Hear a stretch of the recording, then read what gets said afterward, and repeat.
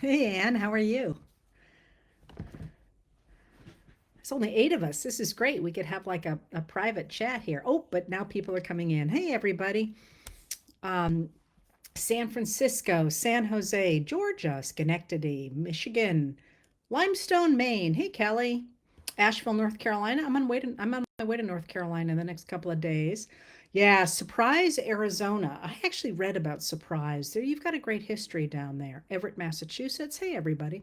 I'm sorry I'm late. I had a crisis in that it's a baby crisis, but I ran out to go kayaking, and on the way back to the house to come over here, I stepped on a slug in bare feet, and ew, I could not sit here with that all over my foot. So I took time to try and get it off. Maybe not as successfully, even with a brush and Dawn, as I would have liked, but at least I'm not as bad as I was when I first headed up from the harbor.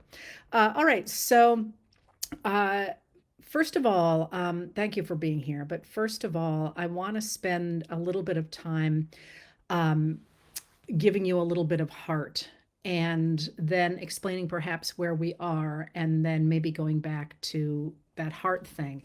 Um, Things are really scary right now.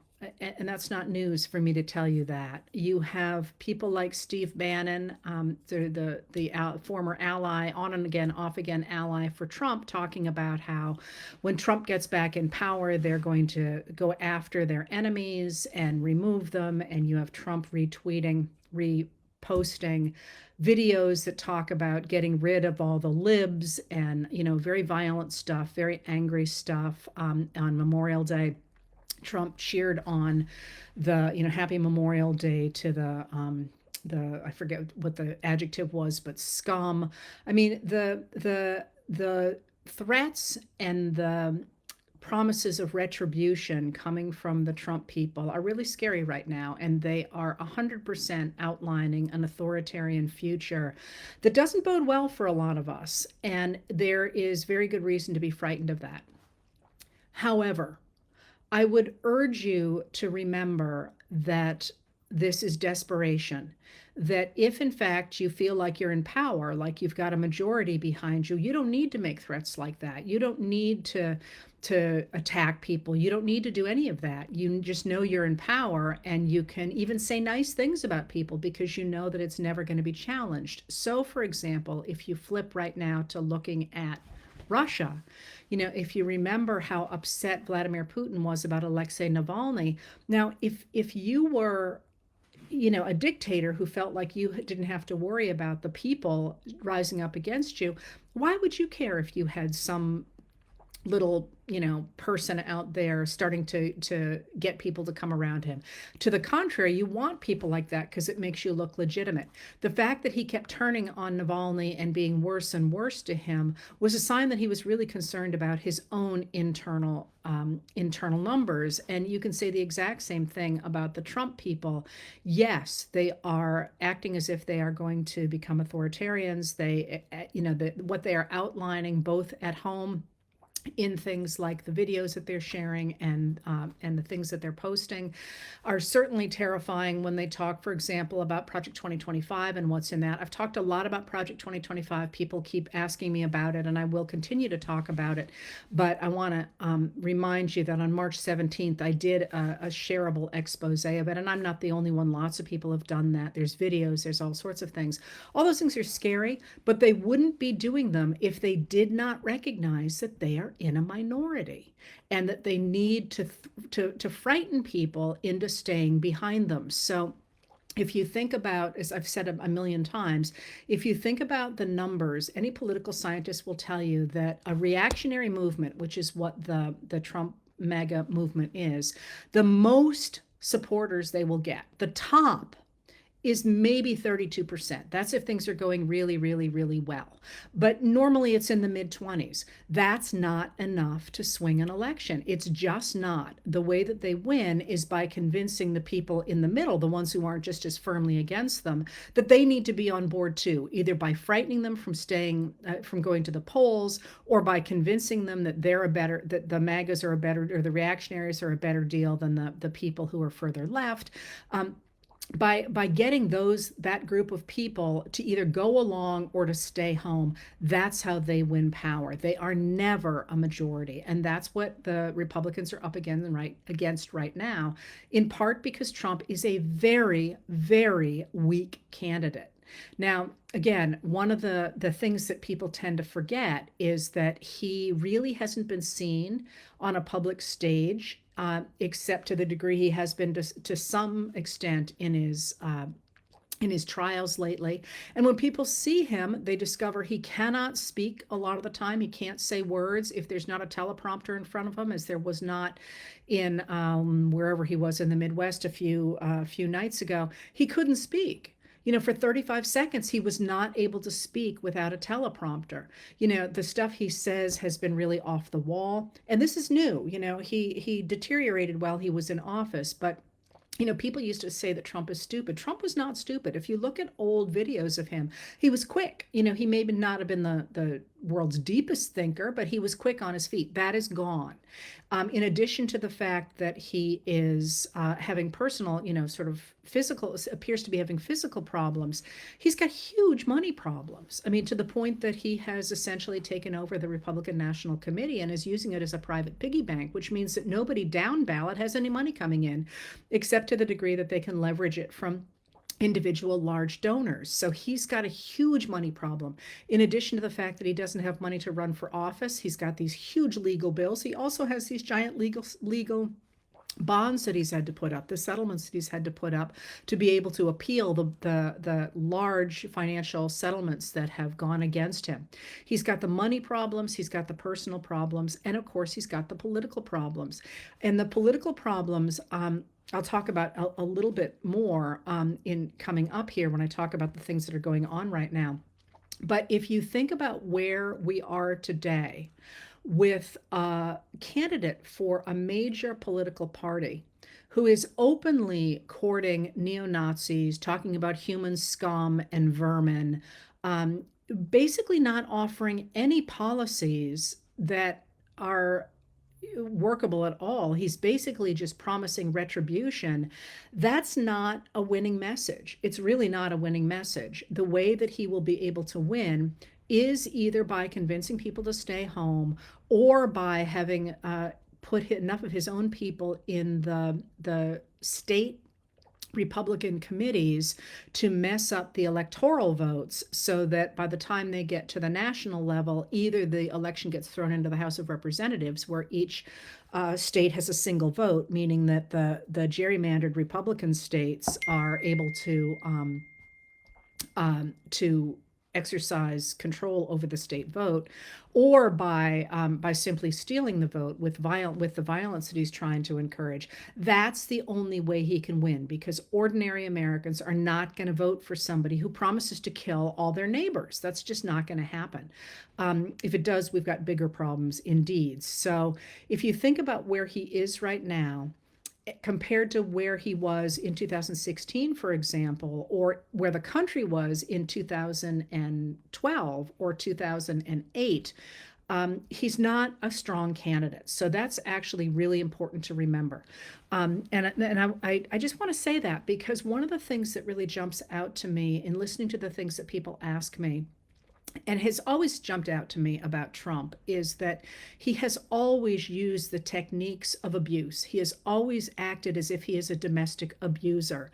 And that's got a really clear pattern, the gaslighting and the threats of violence and so on. And I said early on that it seemed as if the American people were in an abusive relationship with the Republican Party. And the thing is that as an abusive relationship gets worse and worse and worse, there comes a moment when the victim tries to, or the survivor tries to break away, and that's when things get really dangerous. And I feel like that's where we are right now with the Trump people threatening essentially to kill a lot of us. But when that happens, there are two things that happen. Either the abuser kills the victim, right? And you know about that. Or the person who has put up with a ton of stuff over a lot of time wakes up and realizes just how very powerful they are. That without the gaslighting and without the manipulation and without all of that, they're really the ones who can run the show. And that's, I guess, what I'm really trying to urge people to think about right now is that we are the majority. We're the decent people. We're the people who want to defend democracy. That doesn't mean we're going to agree about everything at all, but it means that we want to sit in the same room and come up with solutions that we can all live with. And we are the majority. So rather than saying, oh my God, what are they going to do to us? The answer is, what are we going to do to reclaim our country? Because we still have time to do that. All right, so let me talk a little bit about where we are today. In a way that I hope sweeps in a lot of your questions. And of course, what is uppermost in a lot of people's minds right now is the Supreme Court, and I will get to that. But it's really important to remember that in addition to what seems to be a fight between the Biden camp and the Trump camp, we also have a much larger fight between the old vision of American society that was embraced from about 1933 to about 1981, that the government had a role to play in regulating business, providing a basic social safety net, promoting infrastructure, and protecting civil rights. And that idea, that liberal idea, liberal meaning it's a government that protects individuals, and I could talk about the history of liberalism if you want, but that's where the word liberal comes from. And it used to mean you wanted to have a really small government because that let people live their lives without interference. And under Theodore Roosevelt, it came to mean you need a strong government because industry has gotten so big and so strong, you need to have a strong government that can make sure that they're fair to labor, for example, or that they're not polluting all the rivers and the streams and the air and so on. So that idea, those four pillars of liberalism, were shared by Democrats and Republicans both. And here's a news flash, they still are. You know, when Republicans talk about getting rid of the government, they don't mean they want to get rid of Social Security. They don't mean they want to get rid of Medicare. They don't mean they want to get rid of the laws that have given us clean air. I mean, one of the things somebody pointed out the other day that I thought was really interesting is that if you think about the TV shows from the 1970s that were set in Los Angeles, for example, smog is a really big character in those TV shows because the combination of smoke and fog in that region was really, made it really hard to breathe in a lot of places. The modern generation doesn't know the word smog because we cleaned that up, right? So, and that, of course, we get the EPA under a Republican, under Richard Nixon. So this idea that the government should do these things, not that there's a blueprint for how that should happen, but that those things are all on the table, came under attack in the 1970s, especially, and then in the 1980s when we got the rise of Ronald Reagan. And what he argued very successfully was that it wasn't a good idea for the government to interfere in the economy in this way because it meant that businessmen couldn't run their businesses the way they wanted to, and that they wouldn't be able to amass the money that they had made, which they then wouldn't plow back into businesses, and that the way really to run a society was to trust market forces, that the markets would determine what was best for people. And they're making an argument there that markets are more efficient than the government is because individuals will make their choices known through the markets.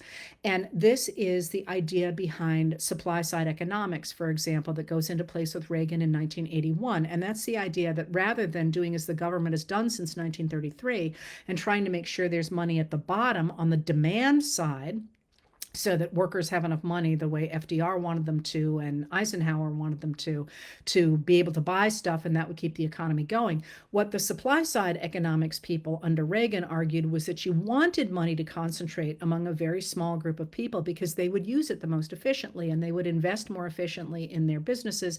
There would be more jobs for people, they would make more money, and as Reagan said, a rising tide would lift all boats. Well, over the 40 years between 1981 and 2021, what that system did was that it amassed extraordinary amounts of money among a very small group of people. Economists estimate that between $50 and $53 trillion moved from the bottom 90% in the United States to the top 1%. Now, this is the same time that they insisted that we were living in a period of socialism. by which they meant that if poor people got to vote, they would vote for things that cost tax dollars, things like, roads and schools and hospitals. That would cost tax dollars, and that would mean that people with property would have to pay taxes, and that would be a redistribution of wealth. And that, in their minds, was socialism. It's not. That's just the American definition of it. Socialism is an economic system under which the means of production are owned by the government, which we really don't have. But this idea that what you really wanted to do was to concentrate wealth and power at the very top of the scale meant that all this money moved upward, and at the same time, political power moved upward.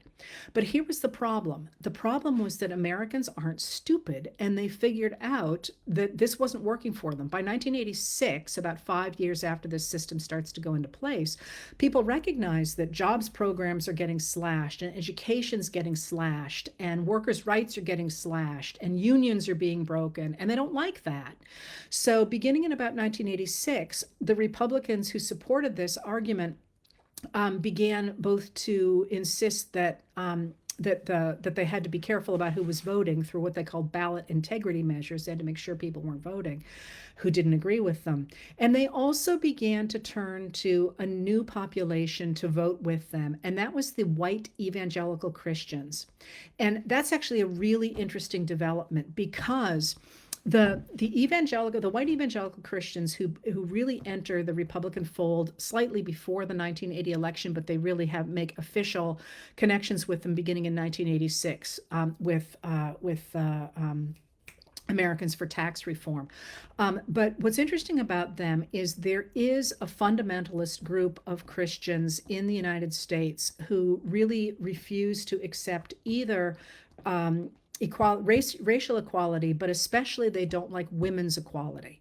They don't like the idea that women could be treated equally, because they believe that that God's world is set up to be patriarchal, to be hierarchical, and it's supposed to mirror God's vision. So in their minds, the idea of women becoming equal to men ruins everything, because it ruins men's place of patriarchy, being on top of everything.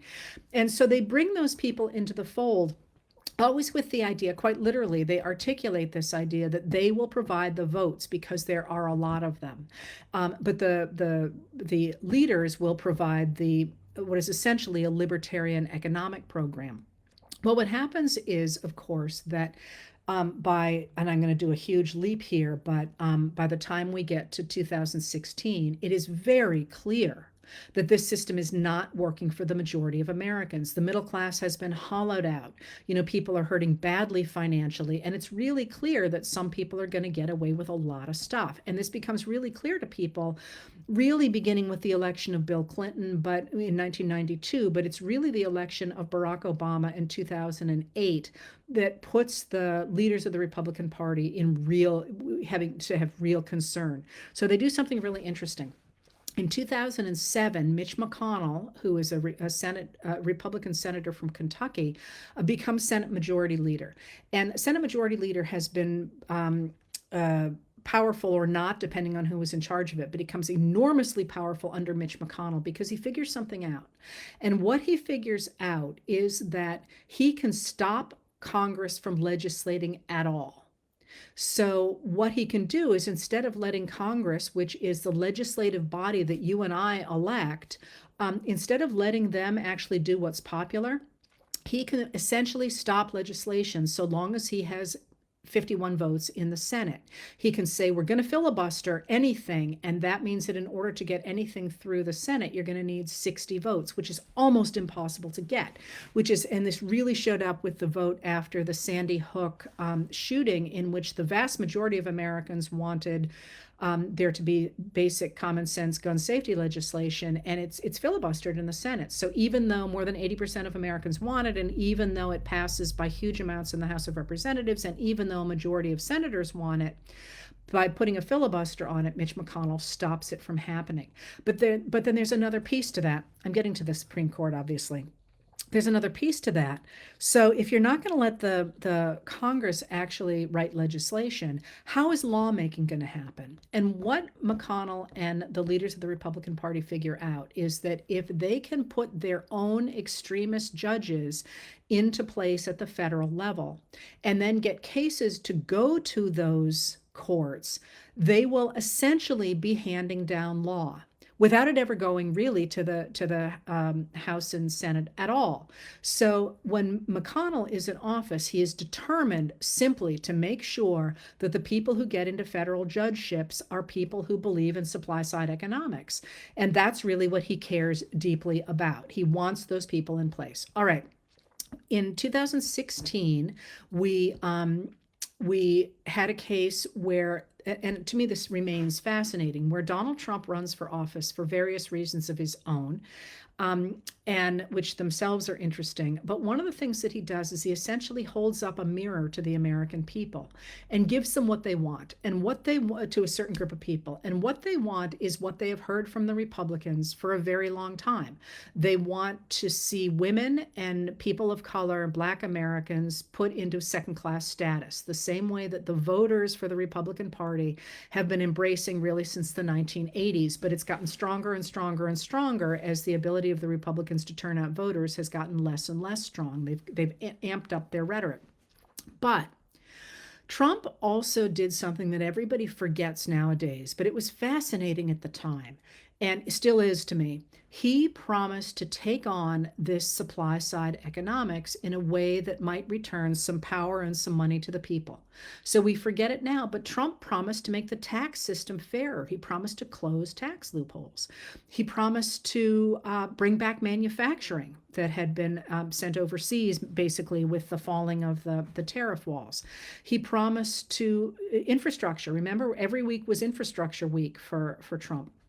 And he promised that he would there were four things he promised: the taxes, the manufacturing, the infrastructure, and I'm afraid I can't remember the last one. But he promised that he would help to return some basic economic power to the people who had been really screwed by supply side economics. Now, once he got into office, and I know a lot of people who voted for him based on that far more than based on the racism and the sexism, although of course it was all of a piece, because as I say, he was holding up a mirror to those Republican voters. And by the way, if you recall, he did not win the popular vote. He won by the distribution of about 80,000 votes in 3 swing states, and he won with the help of Russian disinformation. And I'm so sick of hearing people say, "Oh, the Russia thing, it didn't happen." Literally, the Senate Intelligence Committee, when it was chaired by a Republican, said that Paul Manafort not only was working for the campaign, as we know, but that he was giving polling data to his partner, Konstantin Kilimnik, who was a Russian agent. So, enough with the, oh, it's a hoax, and the hoax is the fact that Trump has convinced so many people it wasn't true. So there were enough Americans who thought that this maybe was a good idea, that it was worth going forward with. All right. Once in office, Trump didn't do any of that, right? Infrastructure week was a joke. Rather than closing the loopholes and the tax thing like he talked about, he actually gave the very rich the Trump tax cuts of 2017, which dramatically helped people at the top of the scale and corporations and nobody else. And manufacturing fled the country. It didn't come to the country. It was actually sort of interesting. I won't go in the weeds on tariff policy right now, but rather than actually sort of using a surgical tariff policy the way Biden has done with regard to certain items, which is how you protect markets. And it's not always clean to do that, by the way. Trump just had blanket, we're going to raise tariffs against everybody. And what that did is it created basically a huge war with China over things like soybeans that he ended up trying to get out from under by writing checks for a bunch of soybean farmers. But anyway, I digress. I know I'm one of the few people who thinks tariff and tax policy is interesting. But what's really interesting about it is it's really a question of how you think the country should develop and anyway, I'll stop. Anyway, he promised all these things. He did not deliver them. All right, so this is the backdrop to the election of Biden. Joe Biden is elected by more than 7 million votes, by the way. It's not a close election. Joe Biden is elected. And here's the thing. Biden always talks about how we're at an inflection point. And he means that mostly, I think, about ideology, about the difference between authoritarianism and democracy. But he has also done something that is huge, and that is he looked at that supply side economics and he said, it doesn't work. We're not going to do that anymore. So one of the things he did was he kept some of Trump's tariffs and he added some more of his own because he said, this whole idea of letting markets work everything out isn't working for common people. It's not working for manufacturing. At the same time, he invested in manufacturing in the United States in a really big way, but he invested in the next generation of manufacturing, so silicon chips and things to help us in the transition to green energy. And he did that in a really interesting way because where he really invested the money, not him personally, but where the government has really invested the money is in regions that were very badly hit by this hollowing out of the middle class, regions that tend to vote Republican. So there's been a lot of new jobs that have come back to the country, including in places like Michigan, which was part of the former manufacturing belt that had turned to Trump in some frustration in 2016 and had turned to Republicans because they felt as if their own needs were not being answered. And Biden's brought a ton of jobs back to those areas. So Biden did that. He has also really invested in ordinary Americans, tried to get rid of junk fees, tried to get rid of some of the consolidation of big business that has so advantaged big corporations, all sorts of things down the line that I won't enumerate right now, but I wanted to set them up there because this is a really big problem for the Republicans because it works.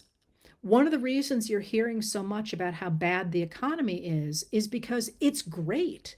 And if in fact the Americans come to believe that investing in ordinary people rather than cutting taxes and cutting regulations is the way you build the economy, then the whole Republican program that has concentrated so much wealth at the very top is going to be in the toilet. I mean, nobody's going to believe it any longer.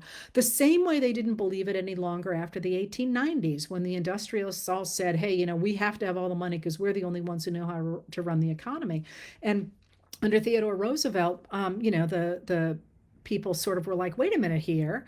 This doesn't seem to make sense to us, which is how we ended up with the progressive era and the idea of liberalism, meaning you need a big enough government to regulate business, especially, but also to protect ordinary Americans and to promote education and do all the things that people need in order to be the best that they can be, which is the whole point of liberalism. So Biden has done this stuff and it's working. So now you've got Trump out there trying sort of to outdo Biden. But while in 2016, he was able to catch that there were these economic issues that needed to be addressed, what does he do now that Biden has addressed them? What do the Republicans do? Like, do they say, well, we're going to have higher tariffs even? Well, you can say that, but the way Trump is approaching tariffs is just going to create rampant inflation. Do you say, well, we're going to invest more in infrastructure than Biden did? Well, you can't really do that either because he's already invested a ton. I mean, trillions in infrastructure. So what about manufacturing? Trump has said this. He said, we're going to, if you reelect Biden, he said this to the auto workers, if you reelect Biden, you're going to lose all your manufacturing jobs. And the auto workers are looking at him like, I don't know what you're on because we've added jobs and he actually fought with us to get better contracts. So the Republican Party right now is in what, in my mind, it's quite choppy water, which if you boat, you will know that there's often waves and things, but when currents collide, the water gets really choppy. And it's hard to know which way to ride it. And that's one of the real problems that the Republicans have, because, of course, they used to be able to go forward and say, hey, we're just going to cut taxes. And now what that has amounted to is tax cuts that have badly hurt the bottom 90% of Americans. So what they have been saying somewhat quietly is to say, well, we're going to cut what they call entitlements, Social Security and Medicare. Well, that's not going to fly with voters. And then, so what they've turned to instead is this new kind of Republican, which is a real walk away from the old libertarians. And if you saw last weekend, Trump got booed resoundingly by the Libertarian Convention, and the Secret Service allegedly had to confiscate rubber chickens that they wanted to throw at him, which was a huge moment. they've sort of walked away from libertarianism and instead have doubled down on this Christian nationalism, this idea that the base wanted of putting women and people of color back into a patriarchal system in which we are subordinate to white men, essentially, which was the world that the beginning in the 70s really, but 1980s, that the Republicans promised to their voters that they would make nods to this, but they never really meant that they were going to do it. All right, so now let's go back to the Supreme Court. Somebody just said that somebody got a, so okay, this is really a rabbit hole here, but someone just said a rubber chicken got through security.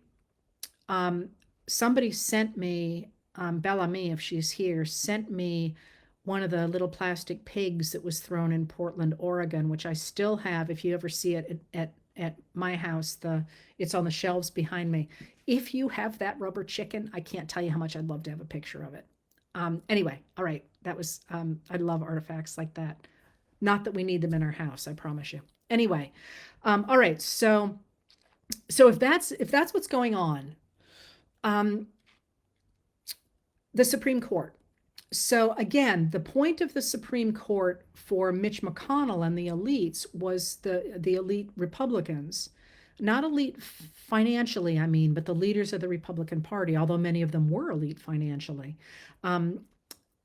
Was to make sure that the people who were appointed to the Supreme Court and to the federal courts were going to side with big business all the time, and maybe chip away to some degree at abortion, for example, and at civil rights.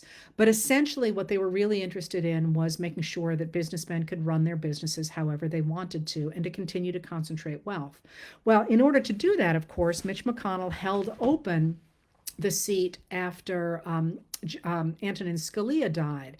And he died in February of 2016. Sometimes I get the years mixed up, 2016. And obviously, Obama should have been able to replace him. And he nominated Merrick Garland for that. And Merrick Garland, as we all now know, is, very middle of the road, very unobjectionable, never a boat rocker. But McConnell simply invented a rule saying that that a lame duck president can't nominate a Supreme Court justice. And just to be clear, lame duck means after you have lost an election. We have this weird system in the United States where a president remains president for a number of months after losing the election. And indeed, a president normally would not, in a lame duck period, nominate a Supreme Court justice. But Obama wasn't a lame duck president. He was still president in March when he nominated Merrick Garland. So Mitch McConnell held that open for the next president, and that was really a way to get people to turn out for the election, and or he had reason to suspect that Trump was going to be elected. There are both of those theories running around. In either case, we ended up with first Neil Gorsuch on the court, but then of course we had the abrupt resignation of Anthony Kennedy and the replacement of him with Brett Kavanaugh at the hands of Mitch McConnell, and Kavanaugh was not vetted very well, if you recall. And then finally, Ruth Bader Ginsburg died very shortly before the election, and Mitch McConnell broke the rule that he had made shortly before that to put Amy Coney Barrett on the court in October, after people had already started to vote, right before the 2020 election. So what the reason that those matter is because those people were far less concerned about business, although they were concerned about that too, than they were about that replacement of the patriarchal religious system that had been embraced by the voters that were welcomed into the Republican Party really in the late 1970s and early 1980s. And so we got the overturning of Dobbs. The overturning of Roe v. Wade with the Dobbs versus Jackson Women's Health Organization decision in just about 2 years ago, June of 2022. And that is, I think, in many ways, the thing that woke a lot of people up. That is, for people like me who had been watching supply side economics and what that brand of republicanism had done to the country and to both of the parties, it didn't seem like people were paying any attention. And somebody said to me just the other day, why weren't we protesting over the holdup of Merrick Garland? And the answer to that was, people just weren't paying attention, and the people who were talking about it was like, oh, the Supreme Court, yeah, whatever. And if you remember, and you may not have paid attention, Hillary Clinton said before the 2016 election, the next president is going to be appointing probably two, it turned out to be three, Supreme Court justices. And how you vote this year is really going to matter. And people are like, oh, she's an alarmist. Well, what did we get? We got the overturning of Roe versus Wade. So I think that overturning has to some degree woken people up to recognize that if these people are able to take away a right that was a constitutional right recognized by the US government, to abortion, that they can really take away anything. And of course, since then, they have talked about taking away contraception, taking away the right to contraception, which was established in 1965 with Griswold v. Connecticut, with the argument that contraception is a form of abortion. It isn't, of course, but that's the argument behind the getting rid of contraception. But they're more openly talking about how contraception is, hurts the patriarchal society by giving women more control over their lives. They're talking about, whether or not, for example, gay marriage was correctly decided, and so on. So when you see the flag that Samuel Alito and also that Leonard Leo and that Mike Johnson fly in front of their offices or over their homes, that Appeal to Heaven flag, it's really important to recognize that has a double meaning. One is it was an appeal to heaven to take up arms against tyranny. That is, it is the appeal of a minority that wants to take control, and it wants to do so through violence. So it's appalling that any of our elected officials would have it. But it is also a flag that is flown by the extremely religious NAR. Crap, I'm drawing a blank on the name of it, by the extremely religious branch of white evangelical Christians, who want not only to turn the United States into a Christian nation, but also believe that our laws should be based in the Bible rather than being based in the Constitution. And the fact that that flag is flying over a Supreme Court justice's home is bonkers. And Leonard Leo, of course, is the person who was behind the Federalist Society, who chose a lot of these jurists who are now on our federal courts. And today, I saw on social media that Leonard Leo, who has a summer home up the coast from here, actually handed out today statements, put the flag back up and said, oh, this is a historic flag. And I call real BS on that, because first of all, it only shows up during elections. But second of all, that is literally like putting out, Nazi regalia and saying, oh, but this is a very famous Mandela from the past. Well, indeed, but anybody who's putting it up there knows full well that it has huge significance to the Nazis, right? It's not just an important old, historic design. So what can we do about the Supreme Court? And now we're going to get down into the nitty gritty here for about the last 10 minutes here. So the way that one can remove a Supreme Court justice is through impeachment, first of all. But that's not going to happen because for a couple of reasons. First of all, but mostly because the votes to convict are simply not there. First of all, the House of Representatives is run by the Republicans. They're not going to do it. And the Senate they're not going to get the supermajority they need for that in the Senate. So that's not going to happen.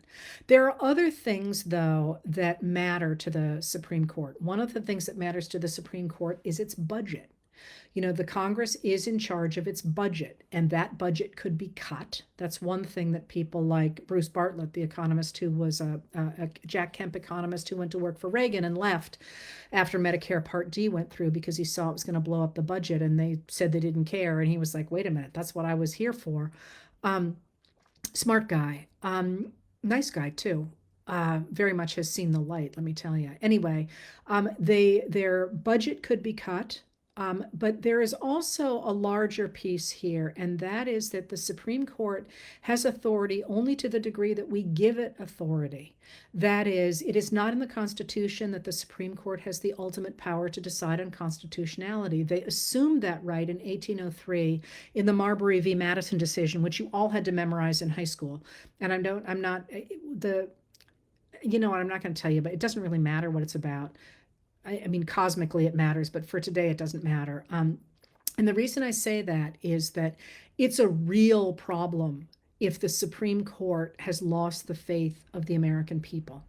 And that might be something John Roberts would pay attention to. It is certainly something that anybody who is an institutionalist will care about. And I'm an institutionalist, by the way. That is, I believe in the institutions that protect democracy and shoring those up.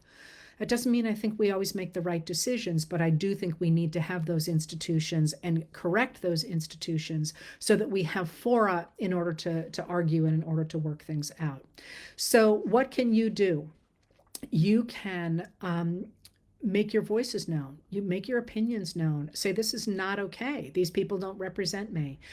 This is not something I'm willing to put up with. And say it not only to people like Dick Durbin, who's the chair of the Senate Judiciary Committee, he's a Democrat from Illinois.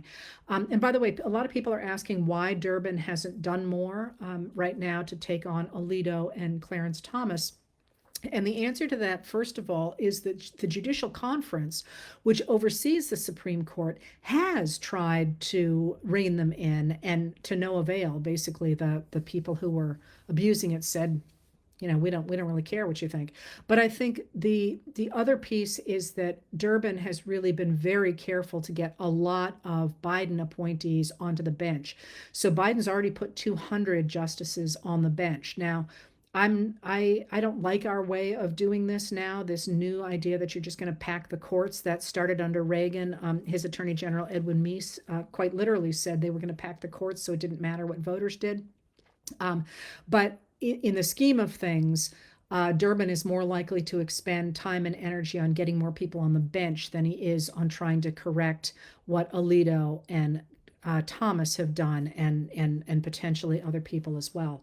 So you can make your voices known not only to Durbin, but also one of the things I really want to emphasize that is really jumping out to me these days is that I think people who are unhappy with the system tend to jump on the people who are trying to fix it because they'll pay attention.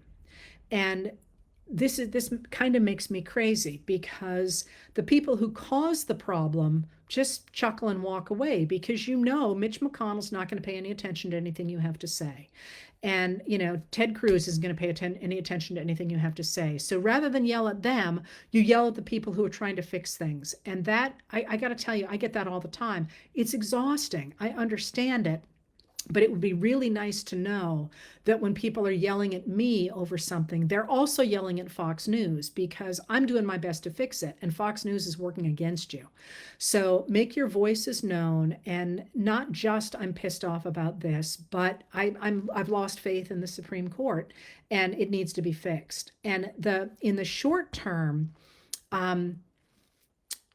nothing is going to change in the short term, but what we're looking for here is long term, is a rework. And by long term, I mean a few years, not 30 years.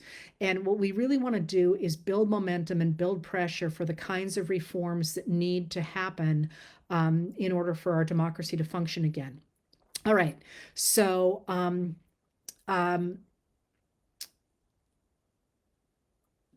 in terms of the Supreme Court, that's the place to be.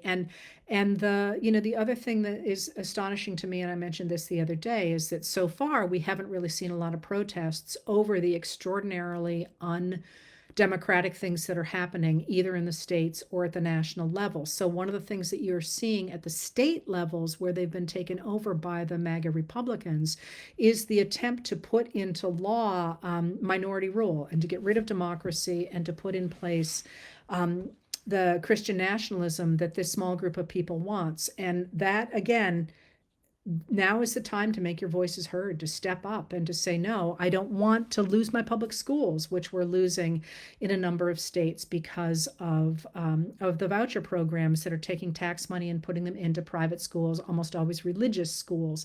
The other thing that it's worth speaking up about now is things like, Sarah Huckabee Sanders, the governor of Arkansas, was at the Indy 500 the other day while her state was in an environmental crisis, and people didn't have power. Similarly, Texas is currently without power, and Ted Cruz today decided to advertise his podcast rather than helping anybody in the state. I mean, there's plenty of places to put a lot of pressure, but let me go to the I'm seeing here, people are asking, I'm seeing stuff here. People are asking, what can we do? Someone just said, I was just at a church and they were praying for Christian nationalism. Speak up. You can report that, first of all, but you can also push back with your friends and neighbors and say, this is not something that I want. Now, Danny Smart, who's a fabulous writer on here, she has her own Substack called Smart, Danny put it in here. It's Smart Musings. She's like, talk about your personal experiences. Most people don't, we know this, about 70% of Americans want to see Roe v. Wade codified into law. You can actually talk to neighbors about your personal experiences with reproductive health care, losing children, needing abortions, needing just to have control over your life. The reason I put it this way is that, here we go. You can file complaints with the appeals courts. Liberal Rocks is another way, speaking out, which is a way to speak out without confrontation. I guess where I'm going here with this, and I'm trying to keep one eye here at the same time. Smart Ruminations, thank you. Smart Ruminations, great publication. The place where I'm going with this is that one of the things that happened today is that the Biden campaign actually went to Trump's trial. And somebody said, what are you doing here? I mean, why are you here? He asked, why are you here? Robert Costa of CBS News said, why are you here? And the communications director for the campaign said, because you're here. You do nothing but cover Trump. So I guess we've got to go where you are. And what really jumped out when he said that to me was that we know a lot of people have been writing to me and saying, I can't believe how many people support Trump and Robert Kennedy when they're so horrible. What's going on? And we know now, the statistics are all out. The people who support Trump and Robert Kennedy are people who are not paying attention, who don't know stuff. And I said this to Buddy this morning. I said, literally, many of our friends have been in the service, and literally, Trump called people scum this weekend and talked about killing people. And I'm like, I don't understand how, and I'm not going to say the person's name, could vote for somebody like that. And Buddy said, they don't listen to the news. They don't know. Where are they going to get that information? And the answer to that is from us. They can get that information from us. And one of the things you may have noticed if you read my letters is that I have been trying now to pull out quotations from Biden that don't get any play in the newspapers because, they're just talking about defending democracy and being a decent person and having morals and taking care of each other. And I guess that doesn't sell. So that really isn't getting any play, while instead you get Trump's dystopian world being broadcast everywhere. And there was a comparison today of two New York Times headlines, one of Trump sort of, the horrible stuff that he has said and done, comparing it to the fact that Biden went out without a tie. And did that make him look like he wasn't being presidential? Or maybe it was Obama, I don't know. But it was like, really? One person is literally trying to overturn democracy and the other person isn't wearing a tie? Like, these are not the same thing.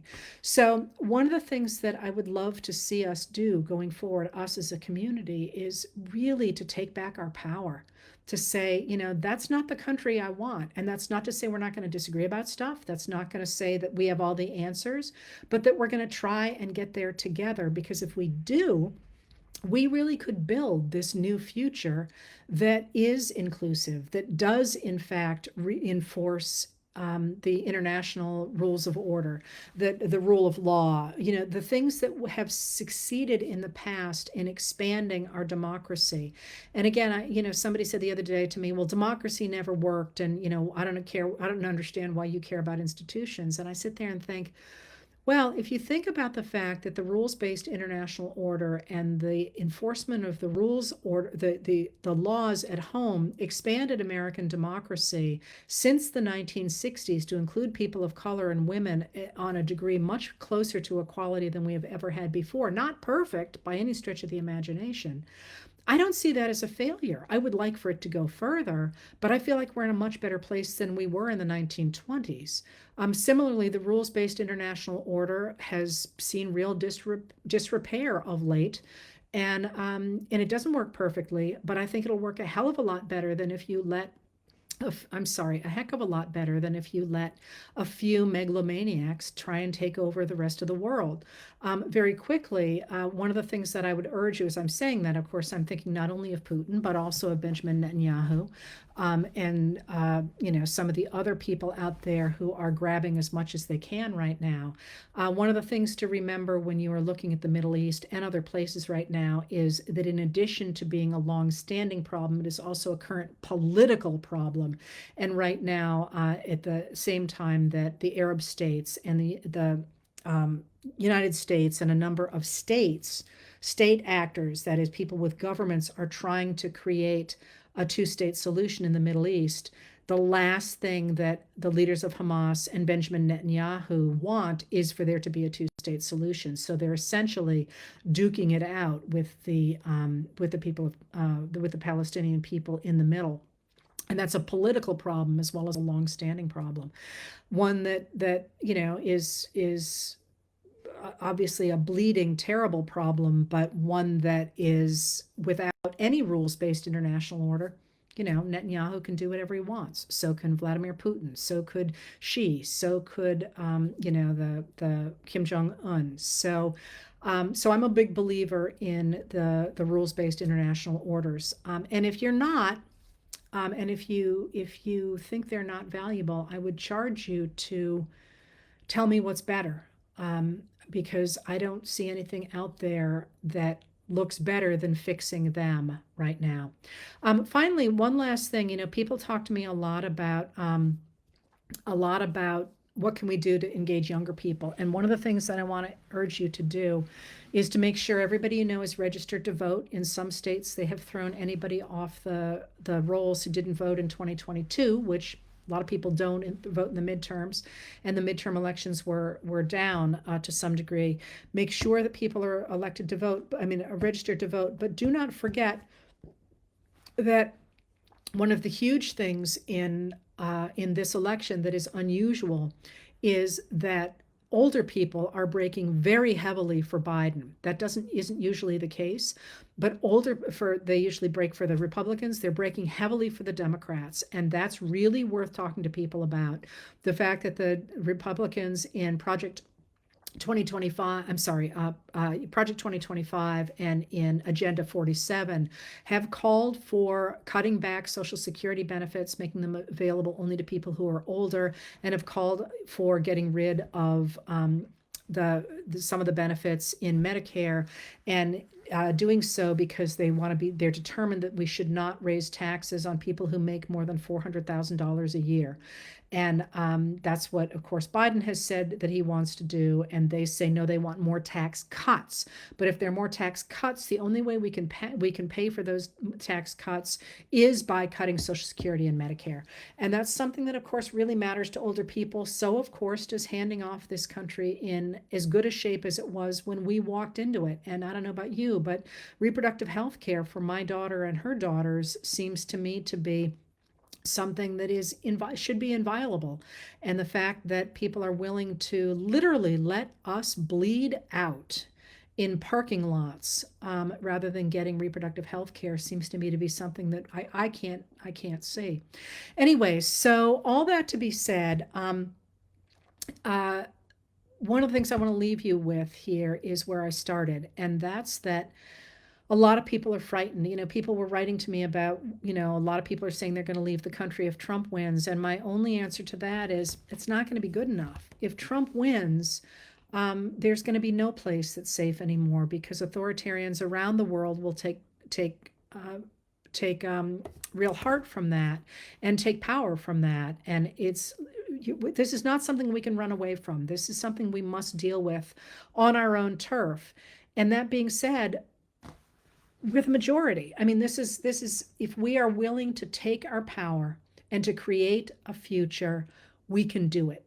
But one of the key things for doing that is speaking up, because right now the media is not covering anything good Biden is doing. They're only covering Trump. They're making a huge, like, dystopian vision of the future.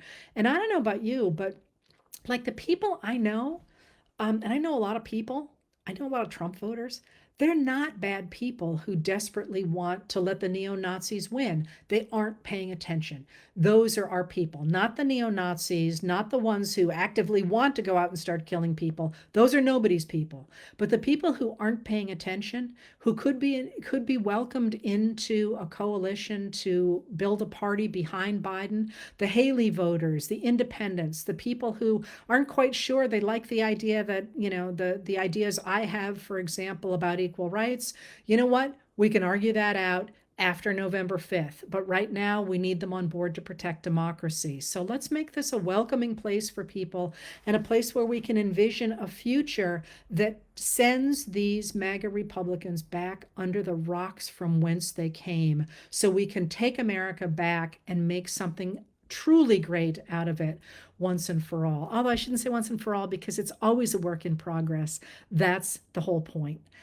Anyway, thank you for, somebody asked about Nikki Haley. Yeah, I think that's actually a little addendum here. I actually think that's the fact that she said she was going to vote for Trump, as you know, I think means she thinks he's in real trouble. Because what she's essentially doing is giving a fig leaf to Trump voters to vote for her when it comes to that. Think about it. If you're a down ballot Republican, you do not want Donald Trump on that ticket because you're not getting any money and he has never had coattails for you to ride. So you're willing to entertain the idea of somebody else, anybody else, just to get you into office. And that's something that right now everybody is thinking about. As a friend of mine said, everybody has somebody at home writing a speech saying those mean Democrats forced Trump out of the race. I'm the only one who can pick up the banner. And that just shows you the extraordinary disarray that party is in, while the Democrats are really disciplined, on message, and actually accomplishing things. All right. Thank you. I'm going to head back out. I will see you next week, I think.